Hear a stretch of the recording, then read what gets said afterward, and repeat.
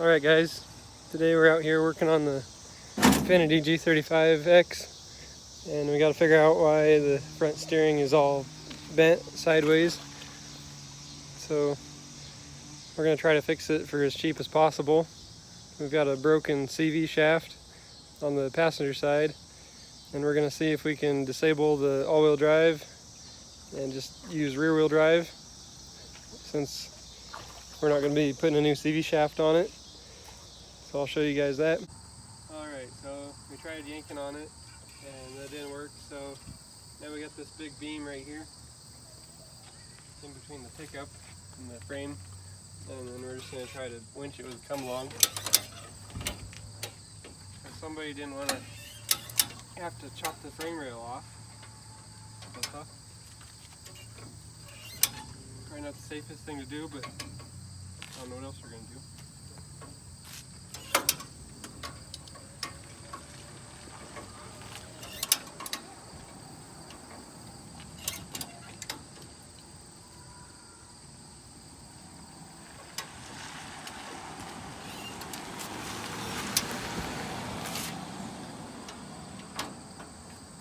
I think it'll work.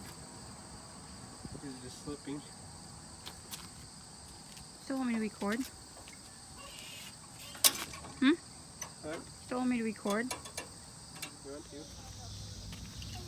When it got in a wreck, it hit the front tire hard enough that it popped the CV shaft out of the hub. And now it's still connected where it goes into the front differential. But it sounds like on these cars we can just pull the all-wheel drive fuse, and then that'll disable the magnetic clutch that's in the transfer case. This has a setup just like a four-wheel drive truck would have. It's got like a rear-wheel drive transmission with a transfer case, and then it's got like a front drive shaft. Goes up to a front differential. So if we just pull that fuse, we should be able to just have rear-wheel drive. We can drive with this shaft being pulled out. So now I just gotta pull the CV shaft joint apart right here where it goes into the front differential, and then it should just plug that hole.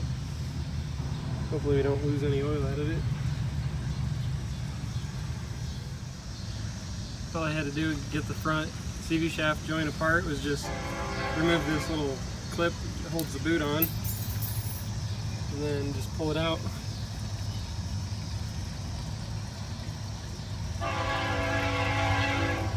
Now I just got to wipe all the grease out of there, and we're just going to run it like that. Now, since our alignment is off a little bit because that one tire got hit in the accident, we're going to try to do an alignment without an alignment machine and see how it goes. I got the steering wheel as straight as I can get it. On this side, I know it didn't get hit, so it's about as straight as it's going to get.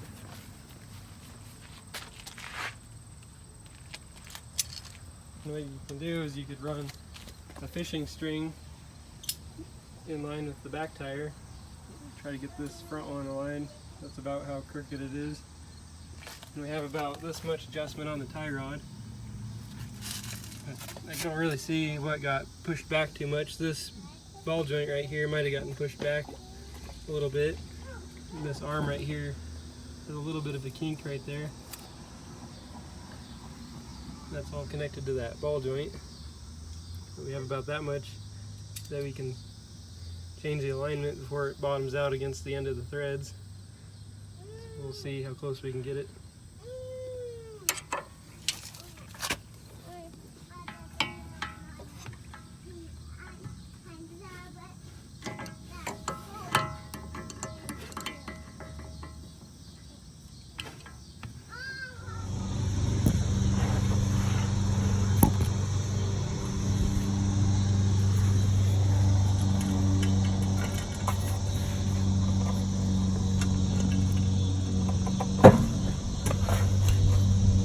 Alright, so I got the alignment adjusted on the driver's side, and the inner tie rod is completely bottomed out. I have the alignment adjusted on the passenger side. The inner tie rod is completely bottomed out. I'm not really too sure what's bent that's causing everything to be out of alignment. I know this is kinked a little bit, but the distance from here to here is the same as what it is on the other side. A lot of times on these G35s, what bends is this lower control arm that's curved. But I measured the distance from this ball joint to this ball joint, and that's the same as what it is on that side over there. I'm not really too sure what's causing everything to be so far out of alignment. I guess the next step would be to start taking everything apart and see like if a ball joint is like bent. I'm not really too sure what it could be. I made these homemade toe plates to check the alignment.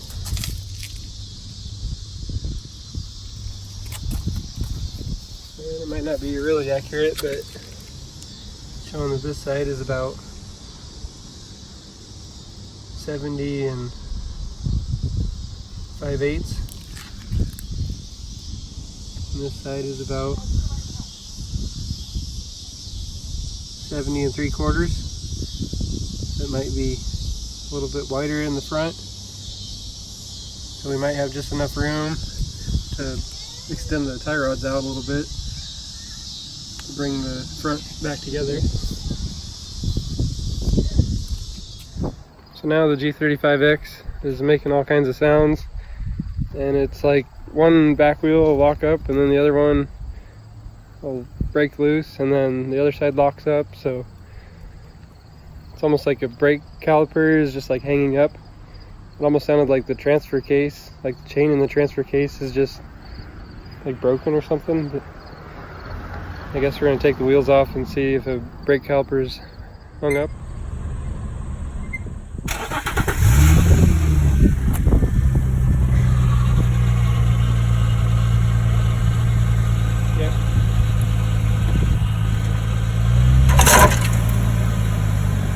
And try forward.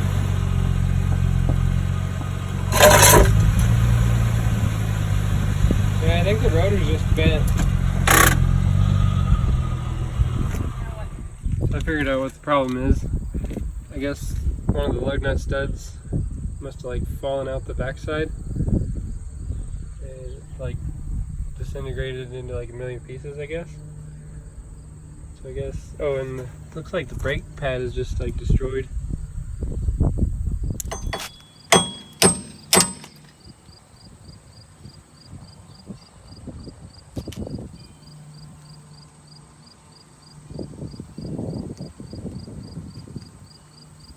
Let's replace that one too.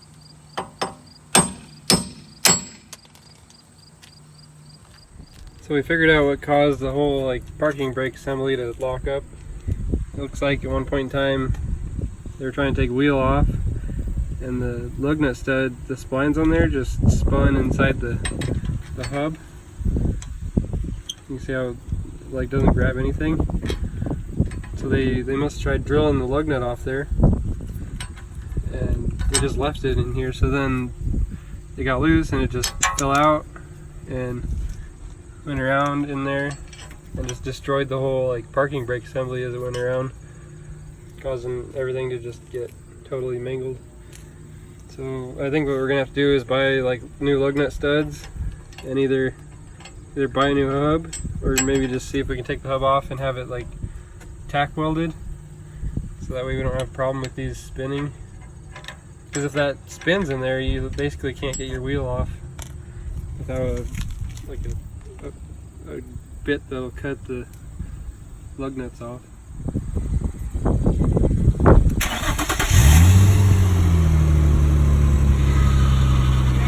Yep. Yeah, that sounds a lot better. And try it the other direction. Okay, I think we're good. Ouch. Alright, whenever you have to replace a lug nut stud on this type of hub, all you have to do is pound it out with a hammer. And then this is like a 12mm stud, so then I got a 14mm nut.